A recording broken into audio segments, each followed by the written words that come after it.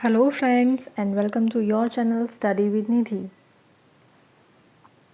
आज हम ज्योग्राफी का यूनिट 10 जो है न्यू सिलेबस के अकॉर्डिंग उसके कुछ और क्वेश्चंस डिस्कस करते हैं। देखते हैं किस तरह से उनकी आंसर फॉर्मेटिंग होगी। यूनिट 10 आपको मैं बता दूं उसका सिलेबस के अकॉर्डिंग भूगर्भ शास्त्र की परिभाषा एवं महत्व, पृथ्वी, भूपर्पटी, मेंटल, कोर, स्थलमंडल, जलमंडल, पृथ्वी की उत्पत्ति एवं आयु, भूवैज्ञानिक समय सारणी, शैल, चट्टानें, परिभाषा, उसके प्रकार जैसे आग्नेय, अवसादी, कायांतरित, शैलें, खनिज एवं अयस्क, जीवाश्म, अपक्षय एवं अपरदन, मृदा निर्माण, भूमिगत जल, प्राकृतिक कोयला, प्राकृतिक तेल एवं गैसेस, ये सभी हमारे को यूनिट 10 में पढ़ना है। तो आइए देखते हैं इसी से रिलेटेड कुछ क्वेश्चंस। साथ ही साथ आपको चैनल से संबंधित एक और जानकारी देना चाहती हूँ कि हमारे चैनल पर प्री जो 2020 का जो नया सिलेबस है उसके according topic wise, unit wise material उपलब्ध है। प्री के नोट्स जल्द ही इंग्लिश में भी जो इंग्लिश मीडियम के स्टूडेंट्स हैं उनको अवेलेबल कराए जाएंगे। फ़िलहाल हिंदी में उपलब्ध हैं। यूनिट 1, यूनिट 3 जिस तरह से सिलेबस है उसी सिलेबस के उसी टॉपिक के अकॉर्डिंग ही अरेंज्ड हैं विद मैप, फ्लो चार्ट, और जितने भी हमको ज़रूरत के हिसाब से मैटर लग रहा है करंट का वो भी अपडेट करा गया है उसमें। और समय समय पर इन नोट्स को अपडेटेड जो भी परचेस करेंगे उनको अपडेट मिलता जाएगा।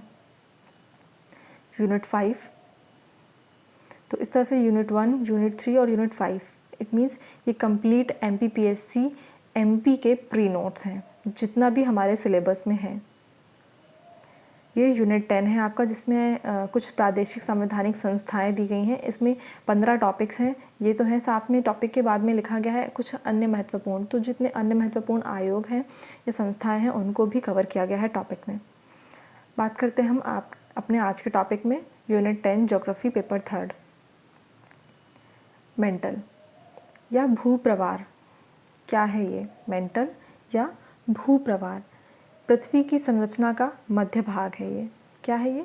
पृथ्वी की संरचना का मध्य भाग। इसकी जो मोटाई है वो लगभग 2900 किलोमीटर है। ये द्रव अवस्था में मतलब जब हम मेंटल में जाएंगे तो मेंटल जो है वो द्रव अवस्था में पाई जाती है, जिसके जो द्रव है उसको हम मैग्मा कहते हैं। ऐसे ही चट्टान क्या है? खनिज तत्वों के मिश्रण से निर्मित, खनिज तत्वों के मिश्रण से निर्मित ठोस पदार्थ है, उसी को हम क्या कहते हैं? चट्टान कहते हैं। जो भी खनिज तत्व हैं पृथ्वी के भूगर्भ में, है ना, तो उनसे ही निर्मित ये एक ठोस पदार्थ है। इसके उदाहरण है हमारा बेसाल्ट, क्रोनाइट, ग्रेनाइट।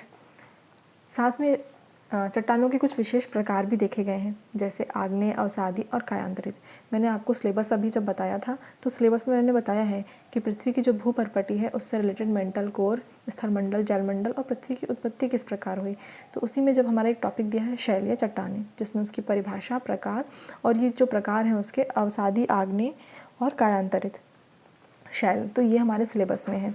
ये हम 3 मार्कर के रूप में देख रहे हैं। ये जब इसका कंप्लीट टॉपिक पढ़ेंगे तो हम उसको वहाँ पर डिटेल से कवर करेंगे। ठीक है, आगे अपक्षय को प्रभावित करने वाले कारक। अपक्षय को प्रभावित करने वाले कारक, चट्टान की संरचना। पहला, कोई चीज़ जो है प्रभावित होती है तो किस वजह से, कौन से कारक है? तो चट्टान की संरचना किस प्रकार की है, स्थलाकृतियाँ किस प्रकार की हैं, प्राकृतिक वनस्पतियाँ वहाँ की कैसी हैं, और जलवायु। इन चारों चीज़ों का प्रभाव पड़ता है अपक्षय पे। आपने सुना होगा अपक्षय और अपरदन की प्रक्रिया होती है, तो उसी से रिलेटेड है ये। कैम्ब्रियम काल क्या है?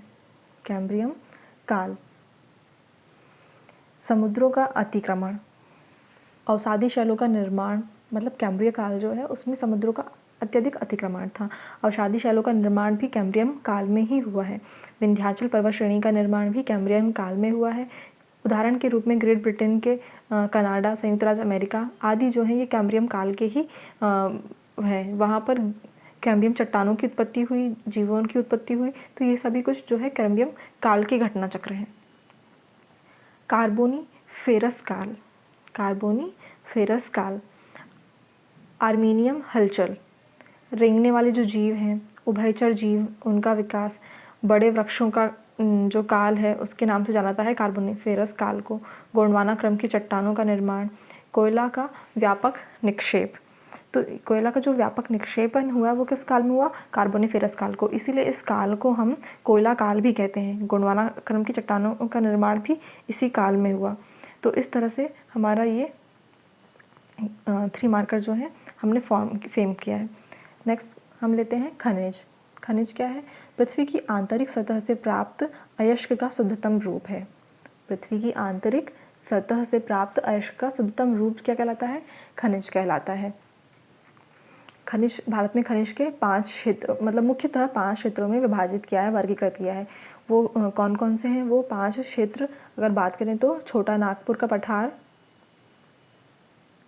है ना, छोटा नागपुर का पेटी या छोटा नागपुर का क्षेत्र, जिसमें हमारा दक्षिण प्रायद्वीप के उत्तरी पूर्वी भाग जैसे झारखंड, उड़ीसा, पश्चिम बंगाल ये राज्य स्थित हैं, है ना।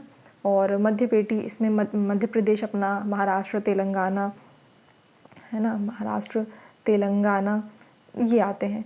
अगर हम दक्षिण पेटी की बात करें तो दक्षिण पेटी में हमारे आएंगे कौन से? नीचे वाले पोर्शन के, ये कर्नाटक हो गया हमारा, तमिलनाडु हो गया। यहाँ पर अधिकतर सोना, लोहा, कोयला इस तरह के भंडार पाए जाते हैं। फिर एक पेटी है हमारी उत्तर पश्चिम, क्या है? उत्तर पश्चिमी पेटी। तो उत्तर पश्चिमी जो पेटी है वहाँ पर क्या है? हमारा राजस्थान है और गुजरात है ना। तो यहाँ पर अधिकतर क्या पाया जाता है? राजस्थान और गुजरात में तांबा, जस्ता, चांदी, खनिज तेल, प्राकृतिक गैस। लास्ट हमारा क्या है? 5वीं पेटी दक्षिण पश्चिमी पेटी। कौन सी पेटी है? दक्षिण पश्चिमी पेटी। इसमें क्या है? इसका जो विस्तार है वो हमारा इधर साइड गोवा, कर्नाटक, केरल में है। इसमें क्या है? इसमें मोनोजाइट, चूना पत्थर ये सब भंडार पाए जाते हैं। और इन खनिज पेटियों के अलावा हिमालय क्षेत्र जो है वहाँ पर भी प्राकृतिक गैस और तेल के भंडार है, तो वो भी एक प्रकार का हमारा पेटी ही है। तो ये क्या हमारा खनिज हो गया। बात करते हैं लौह अयस्क, अयस्क। अयस्क क्या होते हैं? पृथ्वी की आंतरिक सतह से प्राप्त मिश्रित तत्वों के अशुद्ध व स्वतंत्र रूप से प्राप्त तत्व हैं, अयस्क कहलाते हैं। अयस्क, जैसे आपने लौह अयस्क के बारे में सुना होगा, एल्युमिनियम के अयस्क की बात करते हैं, ये एग्जाम में आता है अलग से 3 मार्कर में, तो उसको क्या बोलते हैं? बॉक्साइट, है ना। अब जैसे लौह अयस्क हैं, तो जो हमारे लौह अयस्क हैं वो ही केवल 4 प्रकार के हैं, 4 प्रकार के होते हैं, जैसे मैग्नेटाइट, हेमेटाइट, लियोटाइट और सीडेराइट, है ना। इसको याद कर सकते हैं हम MHLS, तो याद रहेगा कि सीक्वेंस क्या है ना। मैग्नेटाइट, हेमेटाइट, लियोनाइट और सीडेराइट, तो हमारे क्या है? 4 प्रमुख प्रकार के लौह अयस्क होते हैं। ऐसे ही हमारा क्या है? एल्युमिनियम जो है वो भी एक एल्युमिनियम का अयस्क है हमारा क्या? बॉक्साइट। ये बर्तन आदि बनाने में, हवाई जहाज बनाने में, वाहन, स्वचालित जो वाहन होते हैं उनको बनाने में आते हैं। क्यों? हल्का होता है, ये मुलायम होता है और ऊष्मा का सबसे क्या है? सुचालक भी होता है ये, वायुमंडल संचारण का प्रतिरोधी भी होता है ये, ठीक। तो ये हमारे अयस्क। खनिज के प्रकार, अब खनिज जो है वो कितने प्रकार के होते हैं? तो खनिज जो है वो 3 तरह के, जैसे धात्विक खनिज, अधात्विक खनिज और ईंधन खनिज, ये 3 तरह से मुख्यतः खनिज होते हैं। खनिज के प्रकारों की बात करें अगर, तो धात्विक खनिज तो है वो 2, कैसे? लौह खनिज और अलौह खनिज, या लौह धात्विक खनिज और अलौह धात्विक खनिज। अलौह धात्विक खनिज में अगर हम बात करें तो हमारा इसमें क्या क्या आएगा? इसमें हमारा आ जाएगा तांबा, है ना, शीशा, लेड जिसको बोलते हैं, है ना, और हमारा इसमें आ जाएगा जस्ता, सोना, ठीक है, चांदी, मैग्नीशियम। तो इस तरह से ये हमारे आ जाएंगे किसमें? अलौह धात्विक खनिज में। बात करें अगर हम लौह धात्विक खनिज, तो ये लौह के जो अवशेष होते हैं या अंश होते हैं उनसे निकलता है। इसमें हमारा आ जाएगा क्या? लौह वाले में मैग्नीशियम, टंगस्टन, कोबाल्ट और बोरॉन और क्रोमियम। तो ये सारे किस में आएंगे? हमारे लौह खनिज में। ऐसे हमारे जो अधात्विक खनिज हैं वो जिनमें धातु का अभाव होता है, जैसे हमारा जिप्सम है, नमक है, एबस्टस, ये हमारे खनिज हैं, लेकिन कैसे? इनमें धातु नहीं है, तो ये भंगुर प्रकृति के होते हैं। ऐसे हमारा ईंधन खनिज है। ईंधन खनिज के अंतर्गत कौन से आएंगे? यूरेनियम, कोयला, पेट्रोलियम, प्राकृतिक गैस, तो ये भी हमारे क्या है, खनिज है, लेकिन किस तरह के, ये अलग हैं, आणविक खनिज हैं ये। तो ये आणविक खनिज के अंतर्गत आएंगे। कौन से? हमारा ईंधन खनिज, जो हमारा ईंधन खनिज है वो। तो इस तरह से आज के हमारे 3 मार्कर्स यूनिट 10 से रिलेटेड। पेपर 3 जो यूनिट 6 है न्यू सिलेबस के अकॉर्डिंग, उसकी PDF अवेलेबल है हिंदी में, जो भी स्टूडेंट चाहें तो वो परचेज़ कर सकते हैं। जल्द ही आपको ये यूनिट्स इंग्लिश में भी प्रोवाइड कर दी जाएंगी। होपफुली फ्रेंड्स आपको वीडियोस पसंद आ रहे हों और इन्फॉर्मेटिव वीडियोस लग रहे हों, तो प्लीज़ ज़्यादा से ज़्यादा शेयर कीजिए इन्हें, चैनल को लाइक कीजिए और सब्सक्राइब कीजिए, ताकि ज़्यादा से ज़्यादा बच्चे जुड़ सकें और इससे लाभान्वित हो सकें। Thank you friends.